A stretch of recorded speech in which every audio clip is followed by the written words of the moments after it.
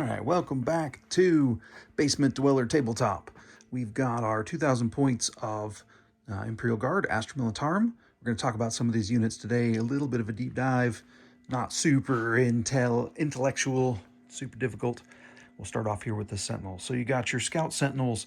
Their classic use in a Guard army over the last edition has been to give that reroll of ones to hit for anybody that they can target. They don't actually have to shoot at that unit, but they give that reroll of ones. Well, that seems to be kind of built in to the grizzled veterans company detachment. So you don't necessarily have a great need for these guys, but what they can be in a small aspect is an inexpensive anti-tank platform. So you can give these guys laser cannons, plasma cannons. So these are stock. Right now they got the multi-laser on them. But that multi-laser can get swapped out pretty easily for a laser cannon or a plasma cannon or something equally nasty. That's good for tank. And if you give them an order, like take aim, and just about any commander, any officer can give these guys orders, because the Sentinels count as both a regiment and a squadron. So your tank commanders can issue orders to squadrons, and your infantry commanders, like your Cadian Castellans and your Marshal Dryers, those guys can issue orders to regiments. So these guys fall under both categories, so they can get orders from any officer, just about. So what you can do is you can stack that ability. You can give them that take aim, and then even if they are not shooting at an enemy who is on a objective, they'll get that reroll 1 to hit, but then they'll get that +1 to hit from the take aim. Or if you give them, I don't think the multi-lasers got rapid fire. I don't think any of the heavy weapons for vehicles can get rapid fire, except maybe the exterminator autocannons. So they don't get any benefits from first rank fire, second rank fire.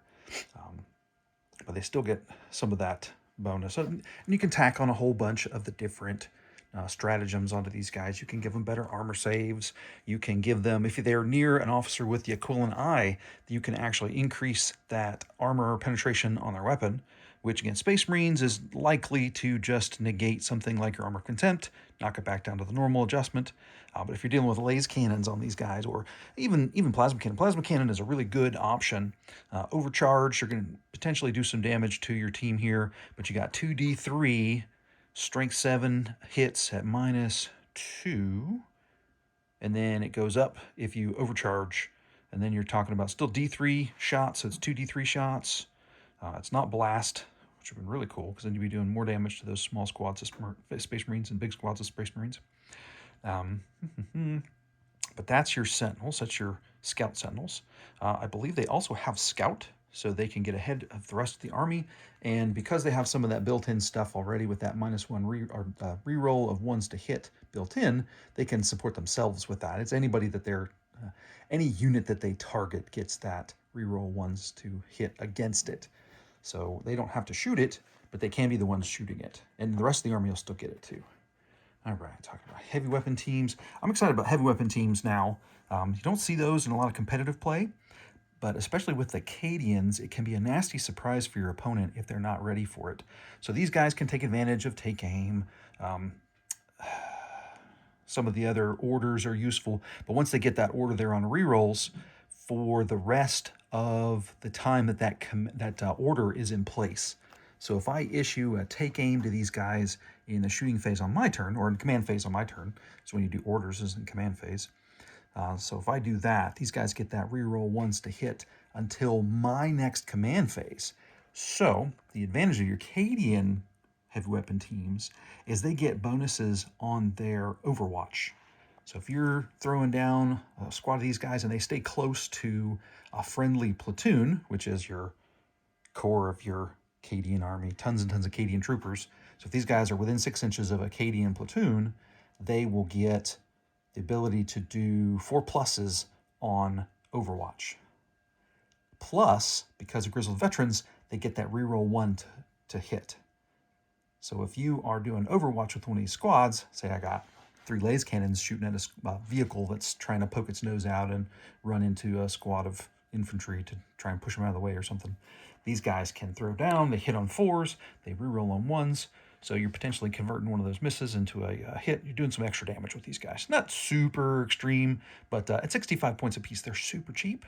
And you can throw down, I mean, you could have 3 squads of 3 laser cannons, and potentially every one of these guys will benefit from the, they can't do more than 1 overwatch in turn, unless you have, I don't think there's any characters that'll do that, but still, just throwing some extra laser cannons downfield.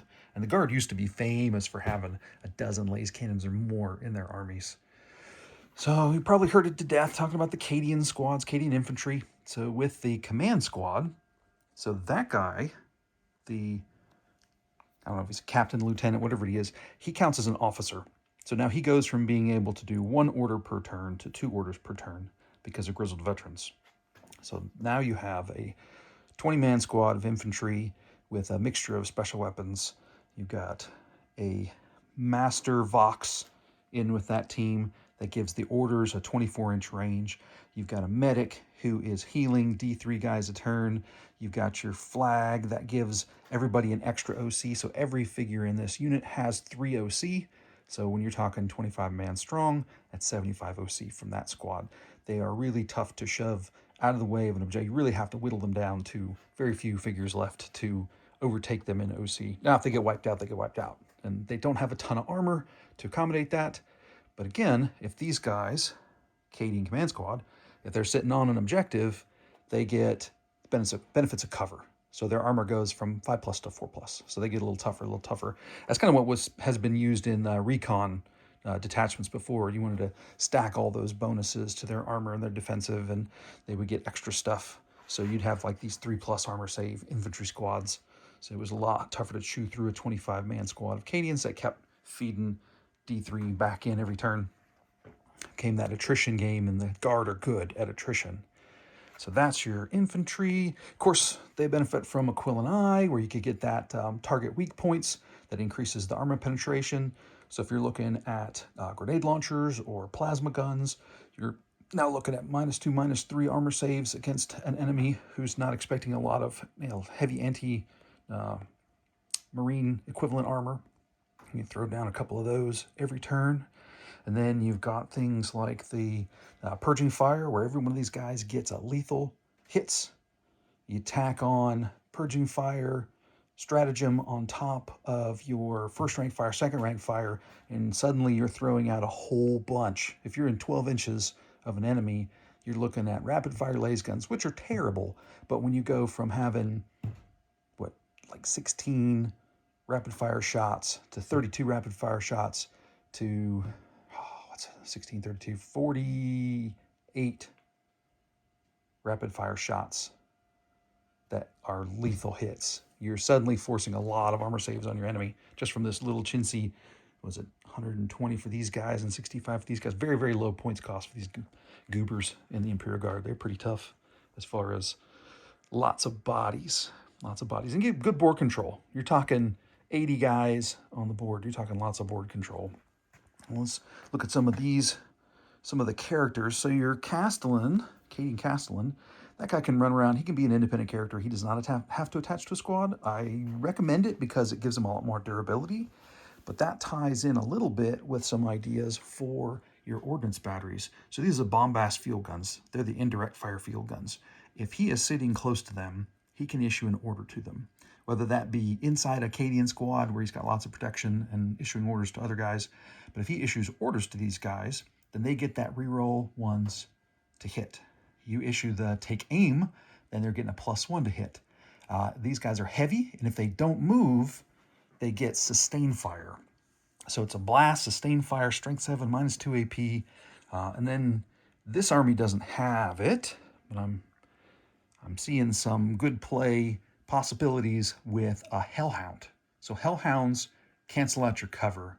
Alternatively, you can give, I don't think you can give these guys the stratagem because they're not a platoon. They're a regiment, and they are, I think they're regiment and vehicle maybe. But you can't give them the Mordian Minute, or which gives the +1 strength, or the, there's another stratagem that they can't get because they're not a regiment. Or platoon, rather. They're not infantry either. So there's some restrictions on what they can get, but they can get that equivalent eye that increases the armor save penetration. Or no, I think that's infantry only. So these guys may not get that either. But if you take that Cadian, back to the original idea, take the Cadian, he gives them take aim, and then you have some other method of removing cover.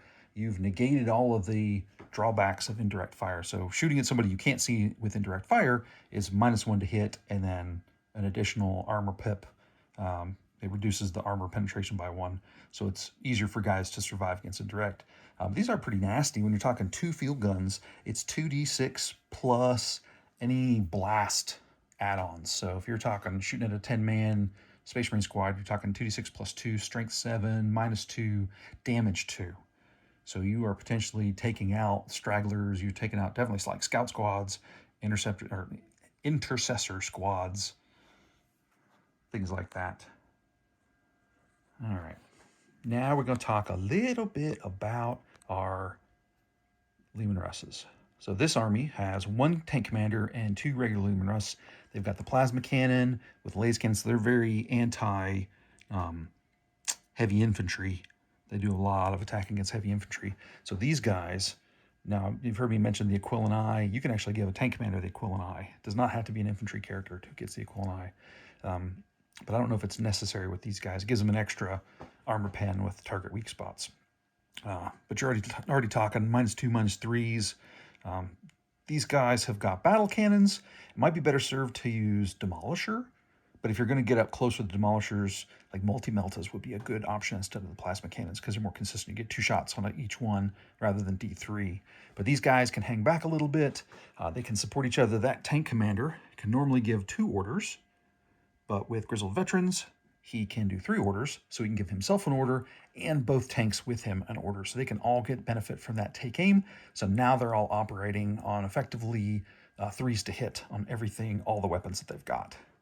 And you can tack on pintle mounted. So these guys don't have the modeled pintle mounted weapons on them, but they should be able to get like storm bolters and pintle mounted heavy stubbers, things like that. You just throw some extra anti-infantry stuff on them. But generally, you're going to be firing these guns at your Marine equivalent enemies. The battle cannon's only a -1 AP, which isn't great.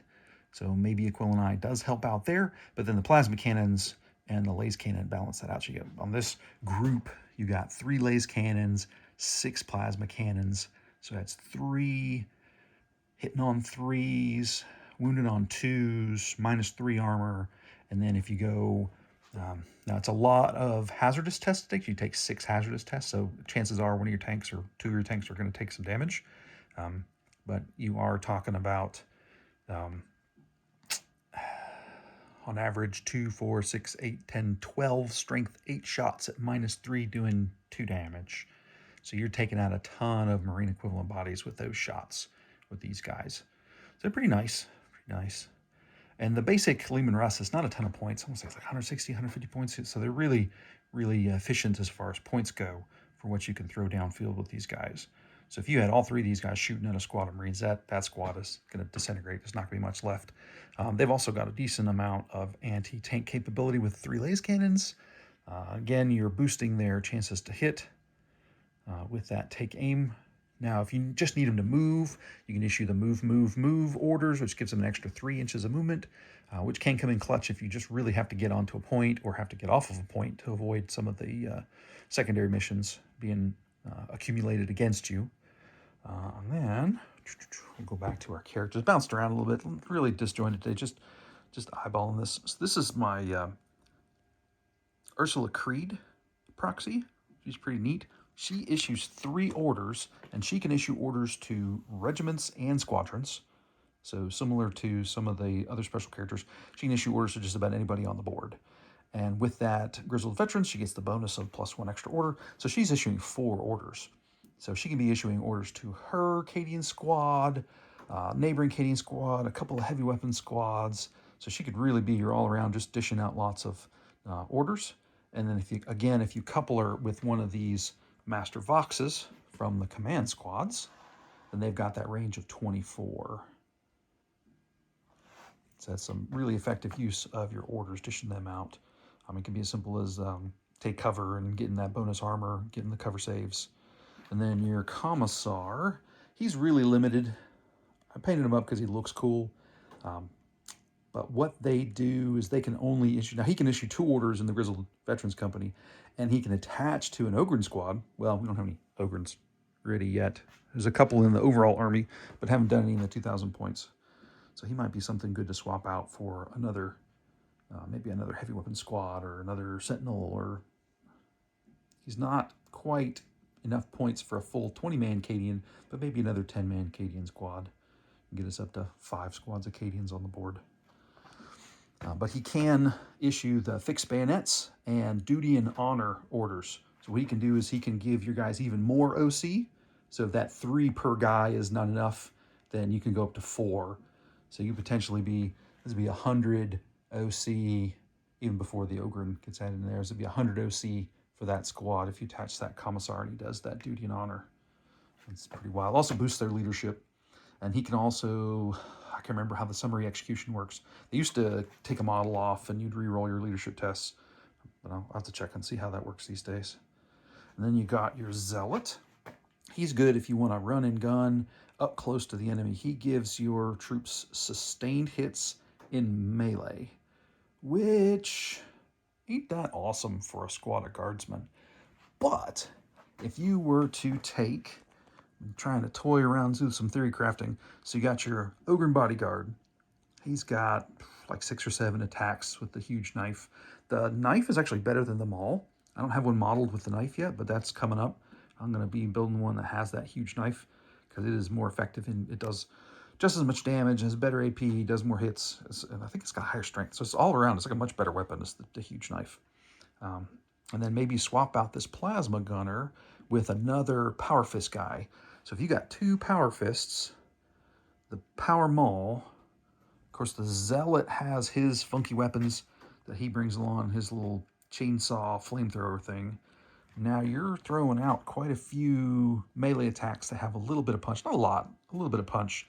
You can throw your opponent off guard by attacking those sustained hits on there. And then of course with these guys, I mean each one gets 1 hit, so that's 20 shots. Your sustained is going to add maybe 2 or 3 additional hits in at strength 3, so not a big deal to add in. But you're talking 6, 7 attacks there, 3, 4 attacks for each power fist guy, and then your eviscerator guy over here. So it might be 20 attacks all told that have some kind of actual strength to them, and a couple more of those does make a difference in your punching power in melee. So the Guard are not known for their melee unless you have Rough Riders. And this army does not have any Rough Riders yet, but I'm working on it. Trying to talk the guy who owns these guys into maybe adding a Rogel Dorn or some Rough Riders or some Death Riders, just something a little bit punchy to go along with those Ogrens. So that is how this army kind of works within the Grizzled Veterans. So you've got a lot of OC. You're taking control and managing the board. You're throwing some heavy firepower at key enemy threats. You're scaring them with a little bit of surprise, overwatch. You're sneaking around with some of these sentinels are decently tough. I think they're toughness 6 for the scout sentinels and toughness 7 for the armor sentinels. So they're not great, but it is something that's a little bit more resilient and might take a little bit more of enemy shooting than, say, a squad of infantry. These guys die to a stiff breeze. Fortunately, they grow back if you give them their medic. And if you can cycle them in and out, feed a team into the meat grinder, have them fall back when they have a few models left, they're not that effective, that medic can start regenerating that squad over a couple of turns, and they can ride back in to the breach and be that second wave when you need them. You don't get to recycle squads anymore. That was one of the old techniques at the beginning of 10th edition. You could recycle a whole squad of Marines. That's pretty wild. It's like, oh, I lost these 25 guys. Well, they come back in. But can't do that anymore, so you got to rely on those medics to kind of rebuild those squads and bring them back. Kind of that Necron technique. Not quite as extreme as the Necrons, but definitely something cool that the Guard can do that not a lot of armies have the opportunity to do. Well, Space Marines, Necrons. Okay, a lot of armies have the ability to do it. There's a lot of anti-attrition stuff in the 10th edition. But there it is. some strategy, some technique, some of the stuff that they can do. If I got something wrong, feel free to let me know. I've been trying to study up on the Guard as I've been painting this army, trying to get a couple of games under my belt. Funny thing is, I will probably be playing another army besides the Guard, because this actually is my brother-in-law's army that I've been painting for him. This was his Christmas present. It has been a blast to paint it. I've painted, I think it's 110 figures in this army, and overall this year I've gotten about 200 figures painted. So I've been really prolific this year. A good year for getting stuff off of the pile of shame and getting it onto the board. And hopefully in 2026 I'll get more games under my belt and get some playing in. It's been kind of thin this year. All my friends who played, some of them moved away, so I have to find a new group, find a new shop, and go down and hang out with those goobers. But that's it. If you enjoyed this content, please like and subscribe, comment, yell at me, tell me what I did wrong, tell me what I did right. Hey, I'm in it to be part of the community. This has been a ton of fun. I love trolling a bunch of other content creators and making comments about their videos, but overall, it's been tons of fun. All right, you guys have a great afternoon. Bye-bye.